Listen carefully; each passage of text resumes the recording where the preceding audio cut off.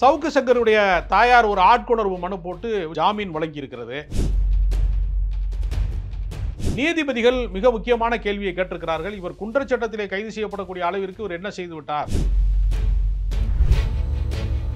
ஆனால் உண்மையை சொல்ல போனால் சவுக்கு சங்கர் அவர்கள் தனக்கு வழங்கப்பட்டிருக்கிற இந்த ஊடக சுதந்திரத்தை தவறாக அவர் துஷ்பிரயோகம் செய்திருக்கிறார் என்றுதான் சொல்ல வேண்டும். பெண் காவலர்கள் எல்லாம் உயர் அதிகாரிகளிடத்திலே படுத்துதான் பதவி பெறுகிறார்கள். ஒரு ஊடகவியலாளராக இருக்கக்கூடிய அவரோட இவர் காதல் வசப்பட்டு மாலதி என்பவருக்கு இவர் தான் டி நகரில் வீடு வாங்கி கொடுத்திருக்கிறாரு. இவர் சம்பந்தப்பட்ட பட்டியலை பூரா வெளியிடுறாங்க. சவுக்கு சங்கரை பொறுத்தவரையில அவர் சிறந்த கதை சொல்லிய ஒரு அடிப்படையில் பல கோடிக்கணக்கான ரூபாய்கள் டிரான்சாக்சன் ஆகியிருக்கிறது. புதிதாக கார் வாங்கி இருக்கிறாரு. அப்ப இவருக்கு எங்க இருந்து இந்த சோர்ஸ்லாம் வருது? அவர் கேட்கிறாருல.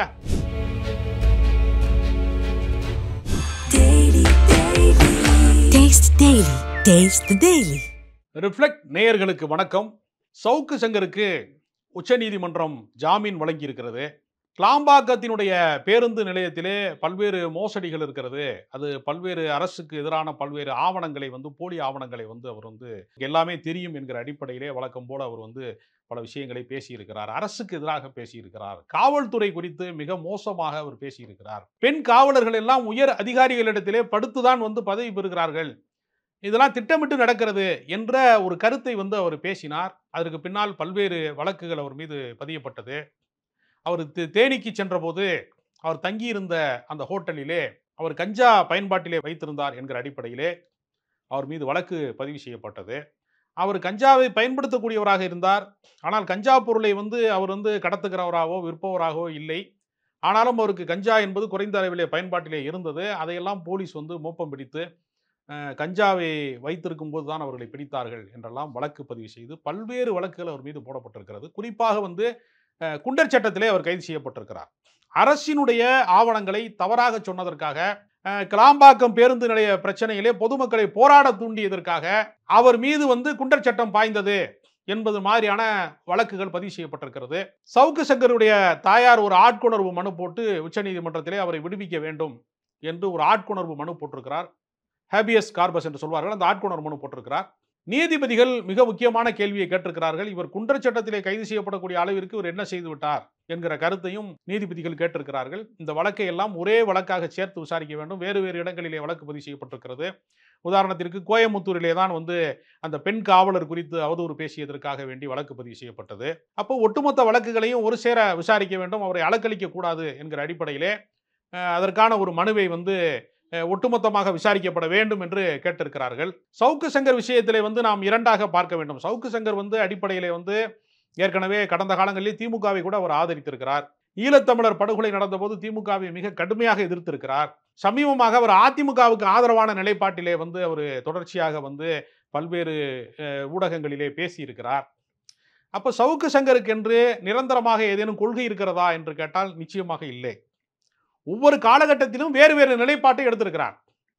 ஈழத்தமிழர் படுகொலை போது திமுக எதிர்ப்பு எடுத்திருக்கிறார். அப்புறம் திரும்ப இப்போது நடந்த சமீபத்திலே நடந்த சட்டமன்ற தேர்தலில் திமுகவுக்கு ஆதரவாகத்தான் அவர் இருந்திருக்கிறார்.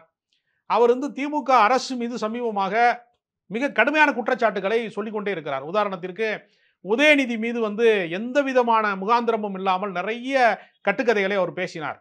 அவர் ஒரு நடிகைக்கு சொந்தமாக வீடு வாங்கி கொடுத்தார்.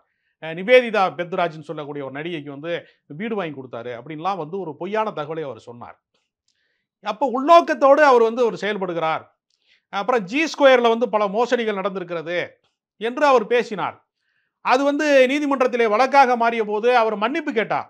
அது நான் சொன்னது தவறு, நான் இனிமேல் இப்படி பேச மாட்டேன்னு சொன்னார். கடந்த காலங்களில் நீதிமன்றங்களுக்கு எதிராகவும் நீதிபதிகளுக்கு எதிராகவும் இதே மாதிரி பேசியிருக்கிறார். அப்பொழுதும் இந்த மாதிரி பொது மன்னிப்பின் வழியாகத்தான் அவர் விடுதலை செய்யப்பட்டிருக்கிறார். எனவே ஒரு கருத்து சொல்லுகிறார், ஒருத்தர் யூடியூப்ல பேசுகிறார், அது மக்களுக்காக பேசுகிறார், அதிகாரத்துக்கு எதிராக பேசுகிறார் என்பதற்காக அவர் மீது குண்டர் சட்டம் போடலாமா? இது கருத்துரிமைக்கு விடப்பட்ட சவால் இல்லையா என்று சில பத்திரிகையாளர்கள் கேள்வி எழுப்புகிறார்கள். ஆனால் உண்மையை சொல்ல போனால் சவுக்கு சங்கர் அவர்கள் தனக்கு வழங்கப்பட்டிருக்கிற இந்த ஊடக சுதந்திரத்தை தவறாக அவர் துஷ்பிரயோகம் செய்திருக்கிறார் என்றுதான் சொல்ல வேண்டும். ஏனென்றால் ஆதாரம் இல்லாத அடுக்கடுக்கான பொய்களை ஏதோ நேரில் பார்த்தது மாதிரியே பேசுவார் அவர்கிட்ட. இப்போ உதாரணத்திற்கு நான் சொல்றேன், ஜாபர் சாதிக் என்பவர் வந்து போதைப் பொருள் கடத்தியதாகவும் 2000 கோடிக்கு மேல வந்து அவர் மீது வந்து வழக்கு இருப்பதாகவும் 2000 கோடிக்கு மேல போதைப் பொருளை கடத்தியதாகவும் சர்வதேச காவல்துறையினுடைய ஒரு கவனத்திற்கு வந்ததாகவும் ஒரு வழக்கு போட்டார்கள். சமீபத்திலே வந்து அதனுடைய விசாரணை வந்து மிக தீவிரமாக நடந்தபோது என்சிபி அதிகாரிகள் எந்த விதமான ஆதாரத்தையுமே சமர்ப்பிக்க முடியவில்லை. அந்த வழக்கிலிருந்து அவர் விடுவிக்கப்பட்டு விட்டார். ஆனால் நீங்கள் இப்பொழுதும் பாருங்க, சவுக்கு சங்கருடைய யூடியூப்ல போய் நீங்க பாத்தீங்கன்னா, சவுக்கு தளத்துல போய் நீங்க பாத்தீங்கன்னா, இப்பொழுதும் நீங்க பாத்தீங்கன்னா அடுக்கடுக்கா அவர் பேசுறாரு. அந்த குற்றச்சாட்டுக்கு பின்னாடி என்ன இருக்கு? அமீருடைய ஆபீஸுக்கு வந்து அவர் தான் வாடகை கொடுக்குறாரு, அமீருக்கு வந்து அவர் தான் பணம் கொடுத்தாரு, எல்லாமே அவர் தான் பார்த்துக்கிட்டாரு என்றெல்லாம் சொல்றாரு. ஆனா அமீர் வந்து 2002லயே அவர் இயக்குனர் ஆயிட்டார் மௌனம் பேசியதன் மூலமாக. அதுக்கு பின்னாடி அவர் சொந்த படங்கள் வந்து எடுத்துட்டாரு. ராமன் ஒரு படம் எடுத்துட்டாரு. அப்புறம் பருத்தி வீரன் உலகமே கொண்டாடிய ஒரு திரைப்படம். அதற்கு பின்பு அவருக்கு சில முரண்பாடுகள் ஏற்பட்டுச்சு. அவர் நடிக்க போனாரு. கார்த்தியோடையும் அவருக்கும் வந்து அந்த குடும்பத்தோட அவருக்கு சில முரண்பாடுகள் ஏற்பட்டுச்சு. வழக்கு போச்சு பருத்தி வீரனுடைய வழக்கு. ஆனா அவரை தனிப்பட்ட முறையில கொச்சைப்படுத்துகிற நோக்கமாக அவர் ஏதோ போதைப் பொருள்ல வந்து வர்ற லாபத்துல தான் படம் எடுத்ததாகவும், அதுல தான் இவர் வந்து சொத்து சேர்த்ததாகவும் பல்வேறு கதைகளை அவர் சொல்றாரு. ஒரு எடுத்துக்காட்டுக்காக சொல்றேன். நீதிமன்றத்திலே நிரூபிக்கவே முடியாத ஒரு போதைப் பொருள் வழக்கிலிருந்து இப்ப ஜாபர் சாதிக் விடுவிக்கப்படுகிறார். அப்ப எல்லாவற்றிற்குமே ஒரு உள்நோக்கம் இருக்கிறது. குறிப்பாக அதிமுகவிலே வந்து எடப்பாடி பழனிசாமி போன்றவர்களுடைய தூண்டுதலின் பேரிலே அவர்களிடத்திலே பணம் பெற்றுக் கொண்டுதான் திமுகவை அவர் எதிர்க்கிறார். உதயநிதியை வந்து தொடர்ச்சியாக அவர் வந்து அவருடைய செயல்களுக்கு வந்து உள்நோக்கம் கற்பிக்கிற வேலைகளை, அவருடைய இமேஜை வந்து டேமேஜ் பண்ற வேலையை, அவர் நடிகைகளோடு இருக்கிறவரு, அவர் தவறான வாழ்க்கை வாழ்கிறவரு, இந்த மாதிரியான முறைகேடான பல வேலைகளை செய்கிறாங்க என்று தொடர்ச்சியாக அவர் பேசி வந்தார். அரசை வந்து விமர்சிக்கவே கூடாது என்பது அல்ல. அரசை பல பேர் விமர்சிக்கிறார்கள், மிக கடுமையாக விமர்சிக்கிறார்கள். அதற்கான லாஜிக் பாயிண்ட் என்ன என்று பார்க்க வேண்டும். உங்களுக்கு ஆதாரம் கிடைத்தால் ஆதாரத்தின் அடிப்படையிலே பேசலாம். தனி மனித அவதூறு என்று ஒன்று இருக்கிறது. தனிப்பட்ட முறையிலே வந்து இப்போ உதாரணத்திற்கு முதலமைச்சர் மீது அவருடைய உடல்நிலை குறித்து சில வதந்திகளை பரப்புவது. சில பேர் என்ன சொல்றாங்கன்னா, அவர் உடல்நிலை ரொம்ப மோசமா இருக்கு, அதுக்காகத்தான் அவரை கொண்டு வர்றாங்க உதயநிதியை என்று பல கருத்துக்களை சொல்றாங்க. அப்ப நான் என்ன கேட்கிறேன்னா, முதலமைச்சரினுடைய உடல்நிலை என்னவாக இருக்கு என்று சொல்வதற்கு நீங்க அவருடைய டாக்டர் கிடையாது. அது அவருடைய பர்சனல். அவர் ஓய்வு எடுக்க போகிறாரா, வெளிநாட்டுக்கு வந்து முதலீடுகளை இருக்க போகிறாரா என்பதெல்லாம் குறித்து எதிர்க்கட்சிக்காரர்கள் பேசிக்கொண்டுதான் இருக்கிறார்கள். இவர் என்ன செய்யறாருன்னா, சவுக்கு சங்கர் வந்து தனி மனித தாக்குதலை வந்து எப்பொழுதுமே நடத்தி கொண்டே இருக்கிறார். உதாரணத்திற்கு வந்து அவர் என்ன சொன்னார்னா, ஒரு முறை சட்டப்பேரவை கூடுகிற போது உதயநிதி போய் வந்து என்ன செய்யறாருன்னா, கோவா பீச்சில் வந்து கூத்தடிச்சுக்கிட்டு இருக்கிறாரு, இப்போ சரக்கு அடிச்சுட்டு சில இதோட இளம் பெண்களோடு இருக்கிறாரு அப்படின்னு அவர் பேசிட்டு இருக்கிறாரு. அவர் அப்படி பேசிக்கொண்டு இருக்கும் போதே சட்டப்பேரவைக்குள்ள உதயநிதி வந்து என்ட்ரி ஆகிறார். அவர் பேசிக் கொண்டிருக்கிறார் அதே நேரத்தில். அப்ப இது எந்த அடிப்படையில் வந்து அவர் பேசுகிறார் என்று ஒரு கேள்வி இருக்கிறது. அப்போ உங்களுடைய யூகங்களின் அடிப்படையில் பேசுறீங்களா, கற்பனையின் அடிப்படையில் பேசுறீங்களா?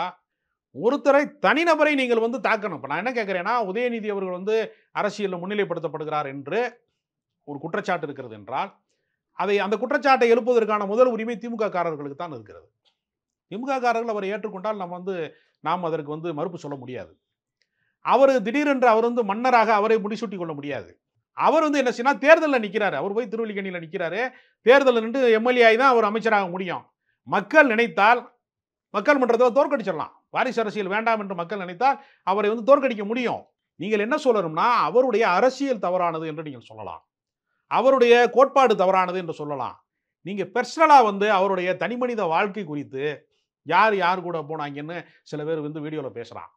தனிநபர் குறித்து பேசுவது, அதுக்கு ஆதாரமே இல்லாத விஷயங்களை பேசுவது அப்படிங்கிறது மூலமாக ஒருவருடைய இமேஜை வந்து நீங்க உடைக்கிறீங்க. நீங்க திடீர்னு ஒரு நடிகைக்கு ஒரு வீடு வாங்கி கொடுத்தாருன்னு சொல்றதுக்கு உங்கள்கிட்ட எந்த ஆதாரமும் இல்லை.